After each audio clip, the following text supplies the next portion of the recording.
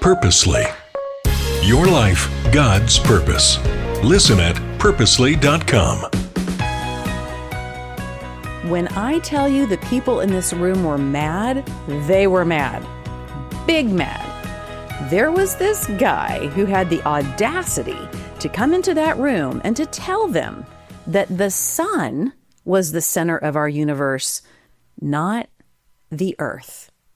I'm Julie Lyles-Carr, and this is God on the Go, where we're here to help you make the minutes matter. When you're in the car, when you're traveling, whatever you're doing, we want to help you have the most important conversations that you can have as a family. And we've been in a series called Make Room. Now, I want to hear from you. How many new words do you think that you learn over your lifetime? So there's the words that you know right now, but as you live your life over all those years, over all those decades, guess how many words that you learn? Between 50 and 70,000 words. How wild is that? Do you think that you already know all the words that you'll ever know? Of course not, and neither do I. We are always in a place of learning.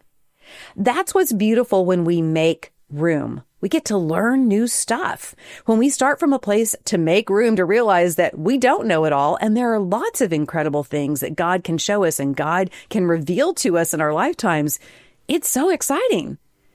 That's what makes me think about this story of Copernicus. He was a guy many years ago who began to look at the heavens, to look at the stars, and he began to realize, hey, everybody has thought that the earth is the center of our universe, that everything rotates around the earth. But he began to see more and more evidence. He began to learn more and more that no, actually, the sun is at the center of our universe, not the earth. And there were people who were furious with him. They were having a hard time to make room to learn something new. They thought they already knew everything. They thought they had it all nailed down. And then here comes Copernicus, and he's saying, no, here is something new that we can all learn about this incredible universe that God has created for us. There was a guy in Bible times, and he was super, super smart. His name was Nicodemus. He was a leader in the Jewish community. Everybody looked to Nicodemus because he just knew so much, and he truly did. But when Nicodemus met Jesus, he was willing to make room, that he had more to learn about what God was doing. What an incredible thing for this very, very learned, intelligent man to have the humility to realize, I need to make room to learn something new. Jesus said, very truly, I tell you, no one can see the kingdom of God unless they are born again. Unless they really show up in a way, I think Jesus is saying, as like, I get it that I'm still young in God's eyes, that I'm still a child in God's eyes, that I have a whole lot more that I can learn about what he's doing, where he wants me to go. It's such an incredible way, particularly here at the beginning of a school year, to think about what new things, how can I make room to learn this year? How can I make room to have more cool things that I find out about history, about math, about a language? That's so exciting that God invites us all the time to make room to experience and learn new things. My family laughs at me all the time. I love documentaries so much. I love learning about new things in history and science. And part of it is because I want to also continue to make room to learn new stuff. And that's how it is, too, when we look at our Bibles, when we hear new Bible stories, when we begin to understand and pay attention when we're with our faith communities to make room to learn more about what God is doing, what his plan is, what his purpose is.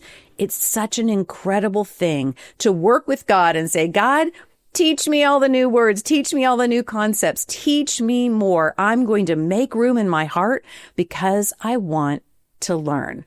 So that's my challenge to you. I want you to make room to learn at least one new thing a day. Learn a new word, learn a new fact, learn something new about science, and most importantly, learn something new about God. Because when all of that adds up over the years, you will have truly made room to learn a whole lot. I want to send out a big thank you to George Fox University. They are the sponsor of God on the Go. We're so thankful for them, and they offer such a unique university experience for your student. So go to georgefox.edu where you can learn all about the cool stuff that George Fox University is doing, and I'll see you next time here at God on the Go.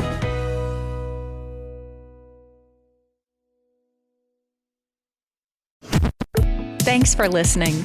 We just wanted to take a minute to let you know that just like you and your family, Purposely is also part of a family, the Krista family of ministries. Krista helps kids and teens learn and grow in their faith at King Schools and Miracle Ranch Camp.